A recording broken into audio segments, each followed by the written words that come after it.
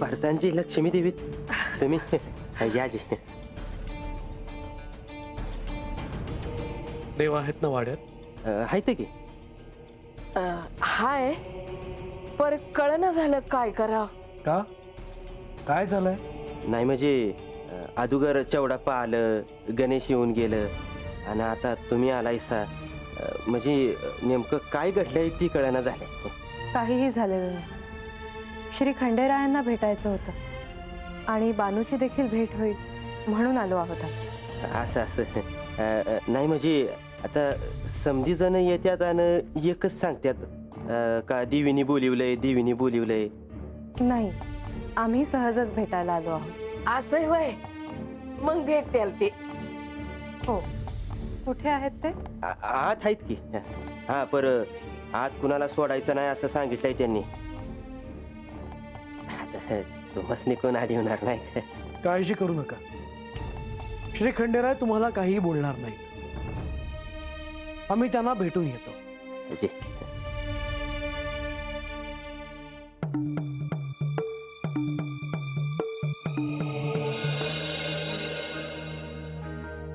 प्रधानजी, लक्ष्मी देवी.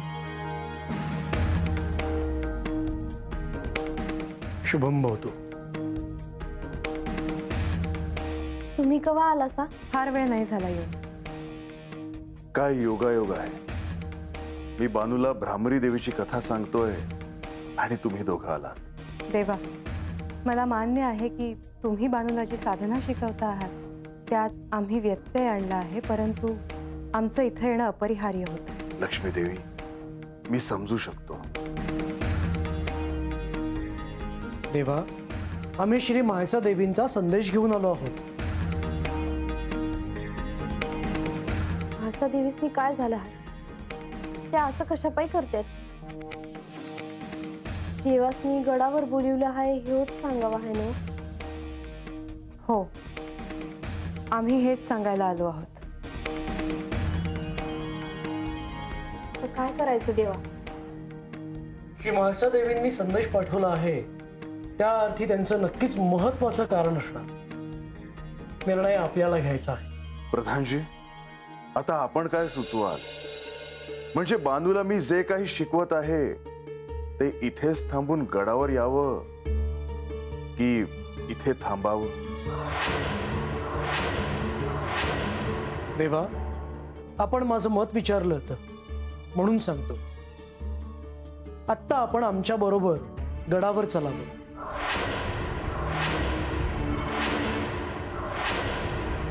अहो, तुम्ही हे काय बोलता आहात?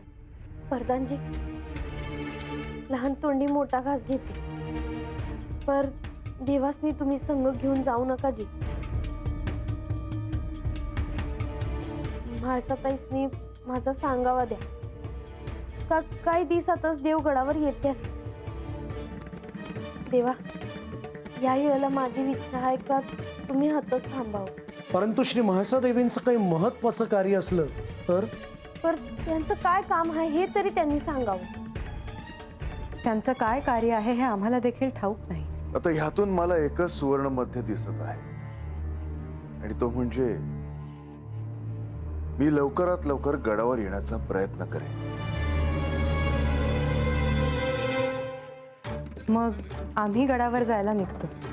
देवी, प्रधानजी, तुम्ही आला हायसा तर जीवन जावा की. नको बानू, आम्ही पुन्हा कधीतरी येऊ.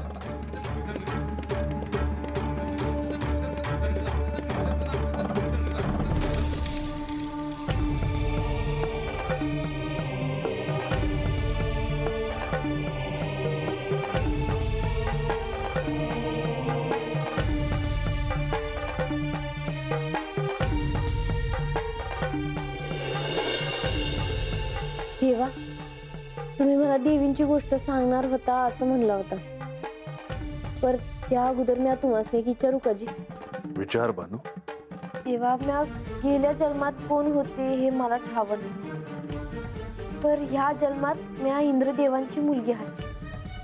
पर मी लहानाची मोठी आमच्या वस्तीवर झाली, बाण मला वाढवली.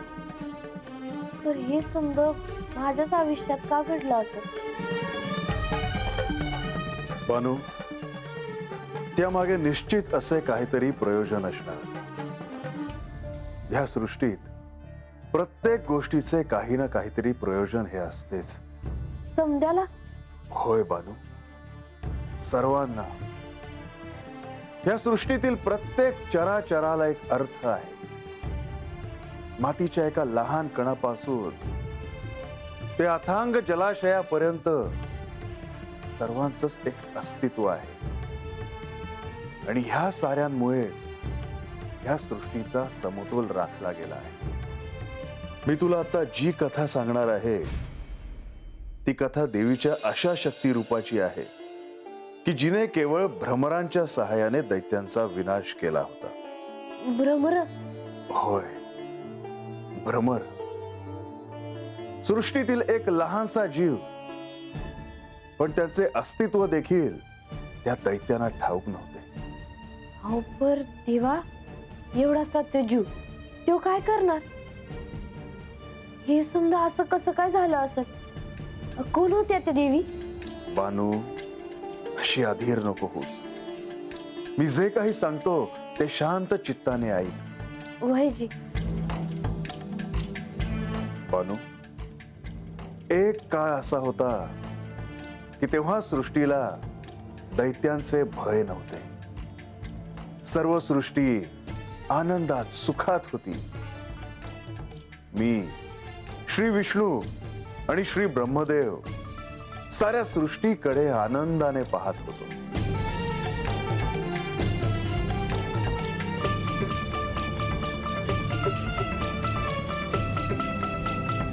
माधवा, महादेवा, सगळी सृष्टी जणू चैतन्यात न्हावून निघाल्यासारखी दिसते.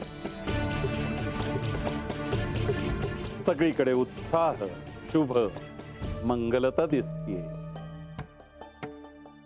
होय ब्रह्मदेव, खरोखरीच सगळीकडे शुभ वातावरण आहे.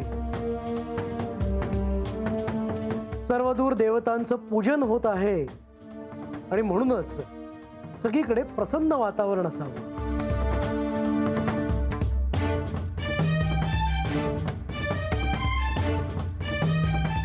महादेव, आपण कोणत्या विचारात आहात? खरोखरच सर्वत्र मंगल, शुभ वातावरण आहे. परंतु शुभामागून अशुभाचे सावट हे येणारच. या सृष्टीवर संकट येणार आहे असं म्हणायचं आहे का आपल्याला? असं का वाटतंय तुम्हाला महादेव? आपण तर हे जाणताच की ह्या सृष्टीत प्रत्येकाचे एक स्थान आहे, प्रत्येकाला एक अर्थ आहे. तसेच प्रत्येकाचे एक अस्तित्व आहे. होय, ते जसे देवांना आहे तसेच ते दैत्यांनाही आहे.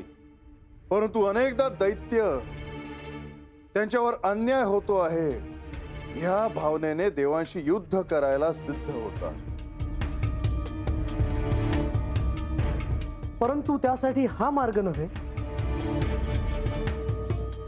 तसे झाले तर साऱ्या सृष्टीचे अस्तित्वच पणाला लागेल. आणि पुन्हा लवकरच असे काही घडेल असे मला वाटत आहे.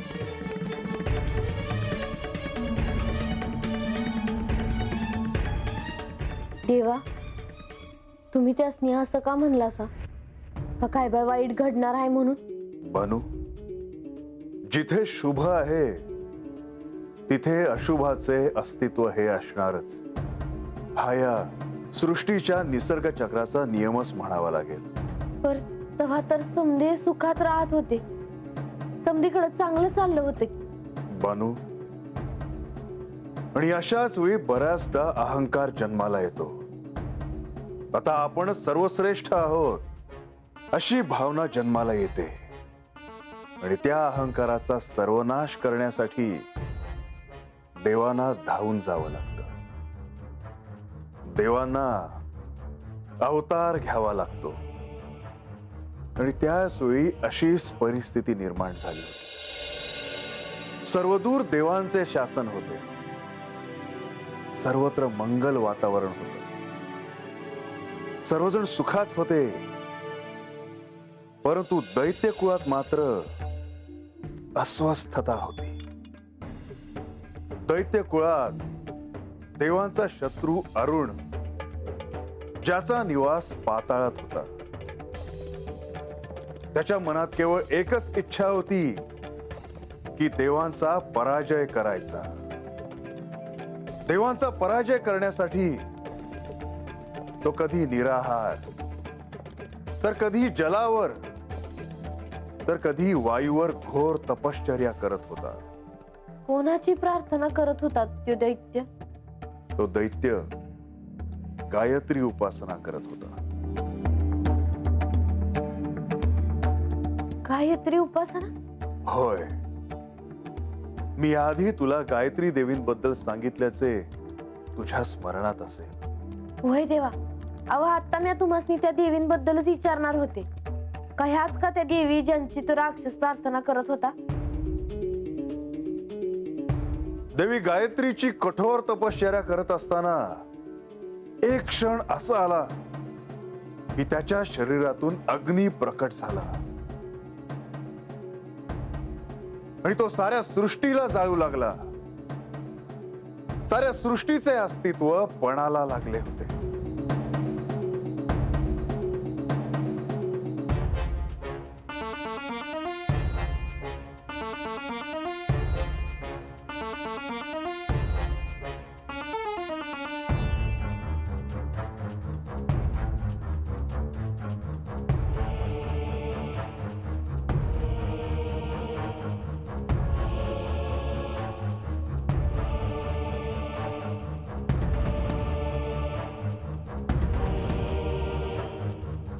आपण म्हणत होता तसंच झालं महादेव. अरुण नावाचा दैत्य त्याच्या मनातील आसुरी इच्छा पूर्ण करण्यासाठी तप करतोय. सगळ्या दैत्यांची एकच इच्छा असणार, आणि ती म्हणजे त्यांचे साम्राज्य हे सारा त्रैलोक्यात असावे. दैत्यांच्या मनात हेच आहे की त्यांच्यावर अन्याय होतो आहे, आणि म्हणून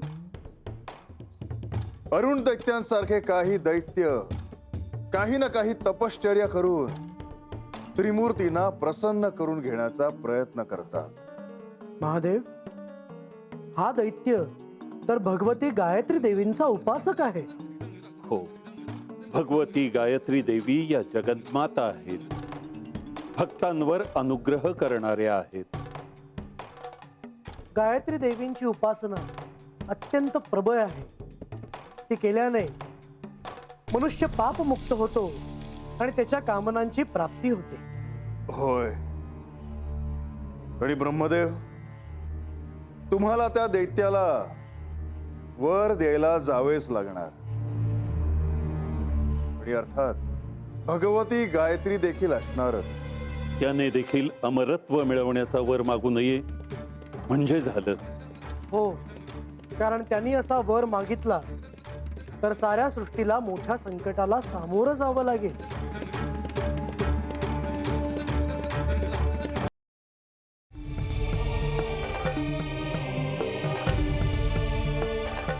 बानू, काय झालं? काय नाही देवा. मनात जे काय असेल ते स्पष्टपणे बोल, निसंकोचपणे सांग. देवा, दर वेळेला असा कोणीतरी राक्षस हे समज करतोय आणि देवासनी त्यांचं म्हणणं पुरं करावं लागतंय. बानू, हे असं घडणं तर परम नियतीने लिहून ठेवलं आहे, कारण ह्यातूनच सर्वांनी संकेत घ्यावे. वर्तनाचे, संस्काराचे, आचरणाचे. अरुण दैत्याच्या घोर तपश्चर्येमुळे त्याच्या मनातील मागणं पूर्ण करणं हे आवश्यकच होतं, आणि म्हणूनच गायत्री देवीसह ब्रह्मदेवानी त्याला दर्शन दिलं.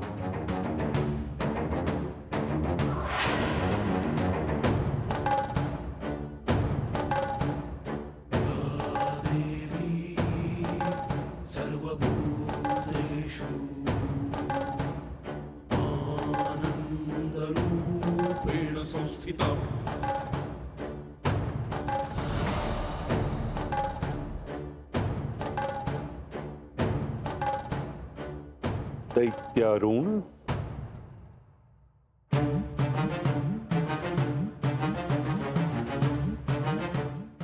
साक्षात ब्रह्मदेव आणि गायत्री देवी, आपण दोघं माझ्या प्रार्थनेवर प्रसन्न होऊन आला आहात ना? हो, तुझ्या प्रार्थनेमुळे आम्ही प्रसन्न झालो आहोत. बोल, तुझी काय इच्छा आहे? ब्रह्मदेव, या सृष्टी तलावर प्रत्येकाचं असं एक स्थान निश्चित आहे, पण तरीही आम्हा दैत्यांवर कायम अन्याय झालाय ब्रह्मदेव. तुला असे का वाटते आहे हे ठाऊक नाही, परंतु तू स्वतःचा असा समज करून घेऊ नको. नाही दे, हे मला मान्य नाही, आणि म्हणूनच दैत्यांना न्याय मिळावा म्हणून मी हे तप केले आहे. तुझी काय इच्छा आहे? मला मला अमरत्व प्राप्त व्हावं अशी माझी इच्छा आहे. ते शक्य नाही. जो जन्माला आला आहे त्याला मृत्यू अटळ आहे. तू दुसरा एखादा वर माग. असं असेल तर मग मला असा वर द्या की ज्यामुळे माझा मृत्यू कधीही युद्धात होणार नाही. कुठल्याही अस्त्राने, कुठल्याही शस्त्राने माझा मृत्यू होणार नाही. स्त्री, पुरुष, द्विपाद, चतुष्पाद प्राणी कुणाकडूनही मला मरण येणार नाही. मला इतकं बलवान करा की मी देवालाही जिंकू शकेन. जर तुला हाच वर मिळावा अशी इच्छा असेल तर तसंच होईल. परंतु तू याचा पुन्हा एकदा विचार करावास. नाही देवी, नाही. मला हाच वर मिळावा देवी, हाच वर मिळावा. तथास्तु.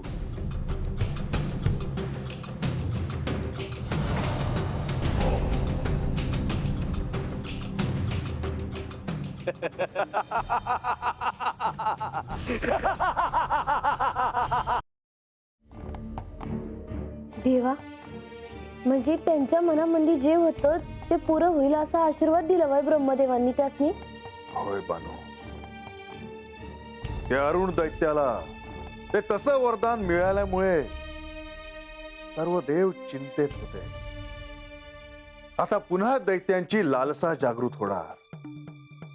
पुन्हा स्वर्गावर सत्ता गाजवण्यासाठी ते अग्रेसर राहणार. अहो देवा, अहो असं वर मिळालं हाय म्हणल्यावर ते थोडी शांत बसणार आहे ती. खरं आहे तुझं बानू. त्या अरुण दैत्यांनी आपले ध्येय पूर्ण करण्याचे ठरवले आणि त्यासाठी त्याने विशाल अशा दैत्य सेनेला आवाहन केले. त्याने सर्व दैत्य सेनेला पाताळात जमवले. अरुण दैत्याने आपल्याला जे वरदान प्राप्त झाले आहे ते सर्व दैत्यांना सांगितले. सर्व दैत्य सेना आनंदून गेली आणि अरुण दैत्याच्या नावाने जयघोष केला. आणि त्यानंतर त्याने सारी दैत्य सेना पाताळातून भूमीवर आणली. पण देवा, अहो तुम्हासनी तर हे समजा होणार आहे अगोदरच ठाव होतं ना. मग तुम्ही त्यासनी अगोदरच शासन का नाही केलं? बानू, तसं घडण्याची वेळ यायची होती. तो क्षण यायचा होता. त्याला कोण आणि कसे शासन करणार हे त्या परम नियतीने लिहून ठेवले होते. भूमीवर जमलेल्या त्या विशाल दैत्य सेनेला पाहून त्या अरुण दैत्याचा अहंकार अजूनच बळावला गेला आणि त्याने देवांवर आक्रमण करण्याची आज्ञा दिली.